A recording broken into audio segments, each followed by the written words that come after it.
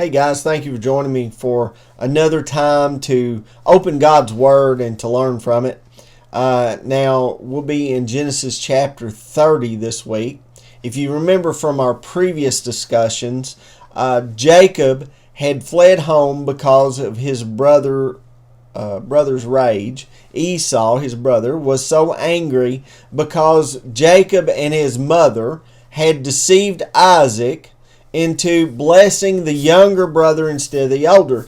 Esau was so angry that he thought about, killing his brother. He would just wait until after his father had died, and then he would go through with his plans. So Jacob fled to the home of his mother's brother, hundreds of miles away.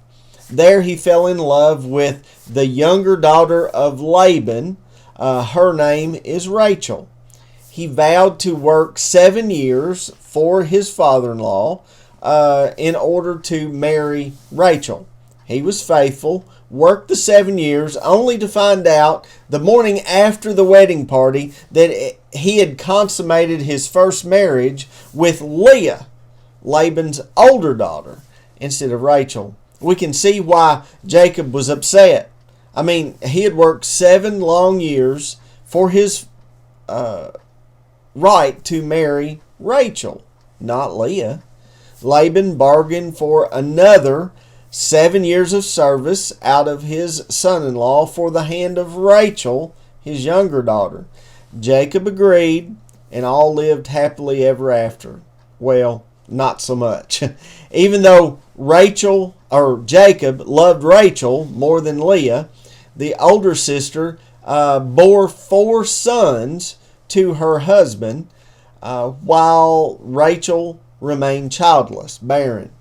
It seems the sister that was not loved is now getting more and more attention from her husband Jacob. So that's where we find ourselves as we begin reading Genesis chapter 30, verses 1 through 8. When Rachel saw that she was not bearing Jacob any children, she became jealous of her sister. So she said to Jacob, "Give me children or I'll die." Jacob became angry with her and said, "Am I in the place of God who has kept you from having children?" Then she said, "Here is Bilhah, my maidservant. Sleep with her so that she can bear children for me, and that through her I too can build a family." So she gave him her servant Bilhah as a wife. Jacob slept with her, and she became pregnant and bore him a son.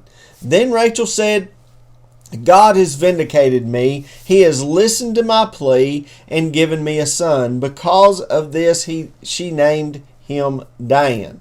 Rachel's servant Bilhah conceived again and bore Jacob a second son. Then Rachel said, "I have had a great struggle with my sister, and I have won." So she named him Naphtali. Leah was bearing children.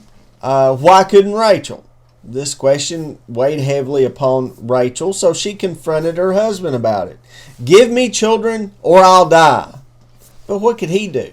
Jacob knew that it was the place of God as to whether Rachel would bear any children for her husband or not. God alone could remove her barrenness, her infertility. But she was desperate. So she wanted to have children that she decided to have children and start her own family through a maidservant. Something not that uncommon in those days. We see Sarah doing the same with her maidservant Hagar. Hagar would bear a son for Abraham by the name of Ishmael. And this caused all kinds of problems. But Rachel decides to follow that same path, and, it's successful. Bilhah becomes pregnant and bears a son who Rachel names Dan. Then she conceives again, and it's a boy. Rachel names him Naphtali. Rachel's plan, it's working. But Leah sees this, and she hadn't finished yet. Verses 9 through 13 says, when Leah saw that she had stopped having children, she took her maidservant Zilpah and gave her to Jacob as a wife. Leah's servant Zilpah bore Jacob a son. Then Leah said, what good fortune! So she named him Gad. Leah's servant Zilpah bore Jacob a second son. Then Leah said, how happy I am! The women will call me happy. So she named him Asher. Here's where jealousy really shows its ugly head again.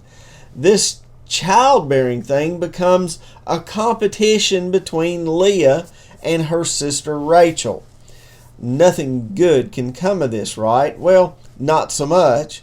But Leah has stopped having kids. She took her maidservant Zilpah, gave her to Jacob as his wife. She bore a son, and they called him Gad. She conceived a second time. They called him Asher. This is becoming more and more, like an ancient soap opera of sorts. What's going to happen next? Well, verses 14 through 21 says, during wheat harvest, Reuben went out into the fields and found some mandrake plants, which he brought to his mother, Leah. Rachel said to Leah, please give me some of your son's mandrakes. But she said to her, wasn't it enough that you took away my husband? Will you take my son's mandrakes too? Very well, Rachel said. He can sleep with you tonight in order for your son's mandrakes, or in return for your son's mandrakes. So when Jacob came in from the fields that evening, Leah went out to meet him. You must sleep with me, she said. I have hired you with my son's mandrakes. So he slept with her that night. God listened to Leah, and she became pregnant and bore Jacob a fifth son. Then Leah said, God has rewarded me for giving my maidservant to my husband. So she named him Issachar. Leah conceived again and bore Jacob a sixth son. Then Leah said, God has presented me with a precious gift. This time my husband will treat me with honor because I have borne him 6 sons. So she named him Zebulon. Sometime later, she gave birth to a daughter and named her Dinah. We might think this rather odd that this scene was included in Scripture about these mandrake plants, but it's here for a reason. It actually highlights the growing trouble and competition, for that matter, between these two sisters. The mandrake plant was believed to have certain properties that increased sensual desire and really aided conception, both of which these ladies were especially concerned about at the moment. This was the reason that Rachel desired Leah's mandrakes. She wanted them so bad that she bargained for her husband's attention that night. Leah could sleep with Jacob if Rachel was given these mandrakes. The deal was made, and it seems rather odd or almost funny that nobody really consulted Jacob about any of this, including who he would sleep with that night. Even though Rachel got the mandrakes, though, Leah was the one who slept with Jacob, and sure enough, she conceived. Yet another son was born to her, and his name was Issachar. She would give birth to another son, a 6th son, and they would name him Zebulun, and a daughter whose name was Dinah, meaning vindications. This is the only daughter mentioned so far, but this sets up the tragedy that we'll read about in chapter 34. We aren't done with Rachel yet, though. Verses 22 through 24. Then God remembered Rachel. He listened to her and opened her womb. She became pregnant and gave birth to a son and said, God has taken away my disgrace. She named him Joseph and said, May the Lord add to me another son. Rachel is finally remembered by God, not that he ever forgot about her, but she conceives and gives birth to a son. His name is Joseph, which could have really two root meanings, either to take away or to add. Whatever the case, Rachel's shame has been taken away from her, and she has finally given her husband a son from her own body. Another heir has been added to the line of Jacob. Verses 25 and 26. After Rachel gave birth to Joseph, Jacob said to Laban, "Send me on my way so I can go back to my own homeland. Give me my wives and children for whom I have served you, and I will be on my way.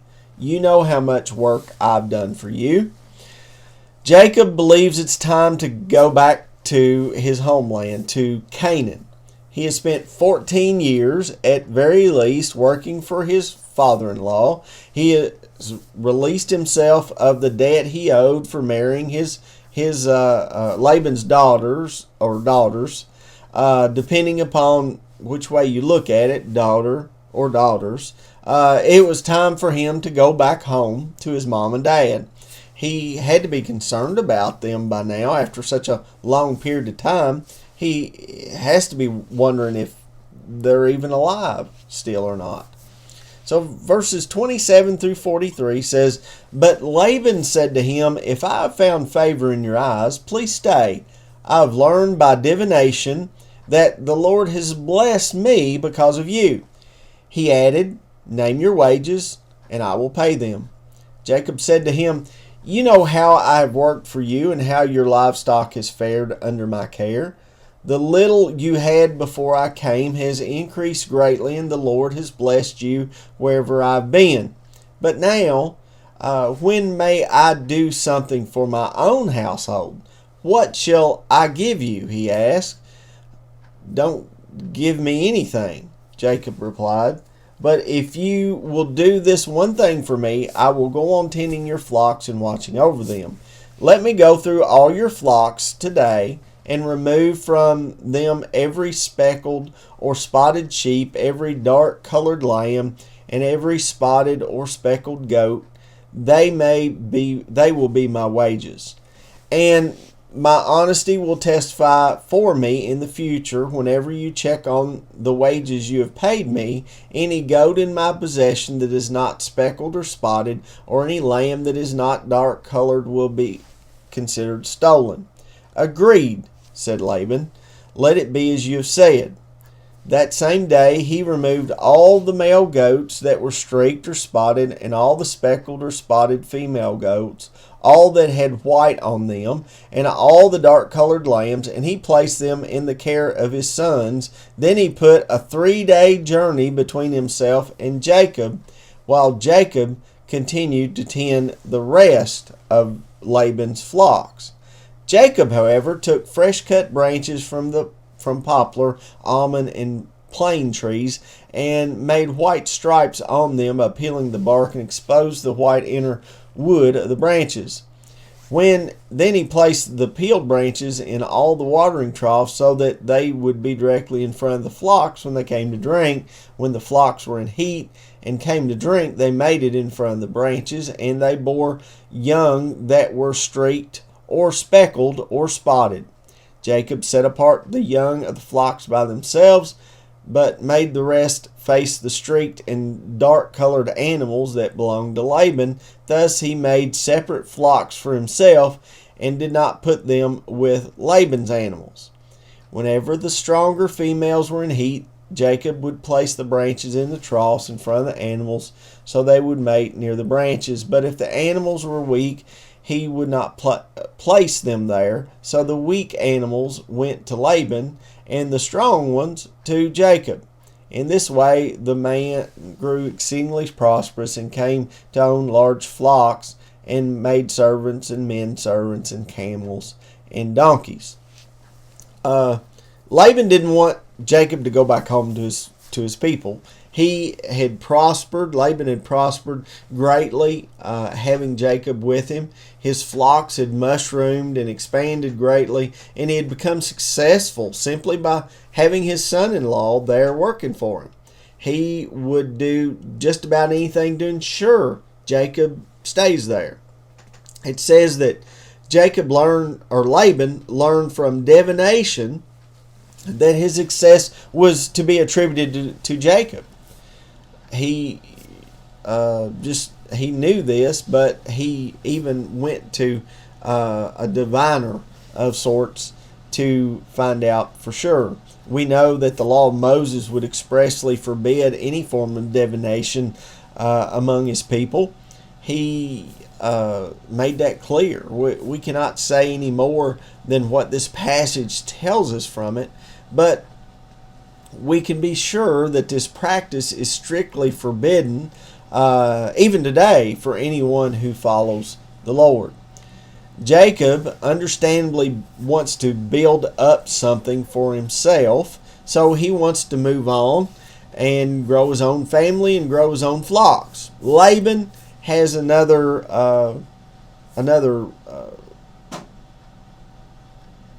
thing. He has something else under his sleeve. So Laban presses Jacob to stay with him. And Jacob makes a deal. He would stay if Laban gives him all the spotted or streaked goats and the dark-colored sheep. After all the choicest goats were dark and the choicest sheep were all white. So it was a deal. It says that on that same day, Laban separated those very animals, the streaked and spotted ones, and the dark-colored sheep. He culled them out and took them 3 journeys away, or 3 days' journey away. Why? Was he trying to hide those animals from his son-in-law? Was he trying to make sure that those animals didn't breed with the pure ones? The latter's probably the case. He no doubt knew a bit about breeding and how it worked and the traits that would go from one generation to another through breeding. So he wanted to make sure that he got the best of the best. Jacob continued to watch Laban's flocks, even though he used some sort of superstitious practice with peeled branches in the watering troughs. The Lord still blessed him. His own herds began to grow by leaps and bounds. He grew in wealth and property by the grace of God. Well, what can we take away from today's chapter? I believe one thing is for sure. The Lord has great plans to prosper His children, those that remain faithful despite our own imperfections. We aren't perfect, and not all of us will be successful in the eyes of the world, but the Lord intends to make us successful in His eyes. He wants to do only good for us and through us. May we serve Him faithfully and do our very best to allow Him to take the imperfections and sins from our lives. The more of our life we give to Him, the better off we'll all be. May God bless you and keep you till we meet here again.